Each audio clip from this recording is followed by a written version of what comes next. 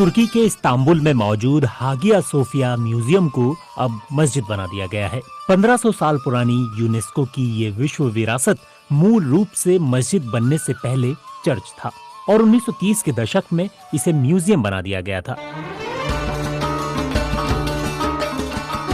सम्राट जस्टिनियन ने सन 532 में इसको बनाने का निर्देश दिया था और 5 साल में यानी 532 ईस्वी में ये बनकर तैयार हुआ था। ये ऑर्थोडॉक्स ईसाईयत को मानने वालों का अहम केंद्र बन गया था। 1453 में इस्लाम को मानने वाले उस्मानिया हुकूमत के सुल्तान महमद द्वितीय ने कुस्तुनतुनिया पर कब्जा कर लिया, जिसका नाम बदलकर बाद में इस्तांबुल कर दिया गया।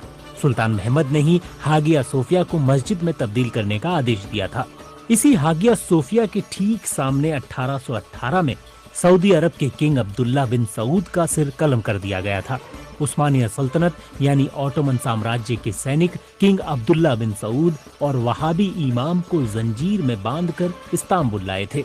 जब किंग अब्दुल्ला का सिर काटा जा रहा था तो हागिया सोफिया के बाहर भीड़ जश्न मना रही थी और सिर काटे जाने के बाद पटाखे फोड़े गए थे। हागिया सोफिया के बाहर किंग अब्दुल्ला का सिर कटा शव 3 दिनों तक लोगों के देखने के लिए रखा गया था। वहीं इस्तांबुल के बाजार में वहाबी इमाम का सिर कलम किया गया था।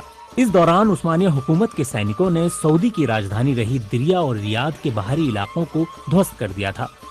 ऑटोमन साम्राज्य ही 1924 में सिमटकर आधुनिक तुर्की बना और आज का तुर्की उस्मानिया हुकूमत को अपना गौरवशाली इतिहास मानता है। सऊदी अरब तुर्की के साथ अपने इस खूनी इतिहास को शायद ही कभी भूल पाएगा। जेएनयू में मध्य पूर्व मामलों के प्रोफेसर ए.के. पाशा कहते हैं कि सऊदी अरब जब अपने इतिहास में झांकता है तो उस उस्मानिया हुकूमत की याद सबसे पहले आती है। Professor A K. पाशा कहते हैं कि ऑटोमन ने सऊदी वालों को हमेशा असभ्य कबीला माना। भले सऊदी में मक्का मदीना है और दोनों ऑटोमन साम्राज्य के नियंत्रण में भी रहे हैं, लेकिन तुर्की का कोई सुल्तान कभी हज पर नहीं गया।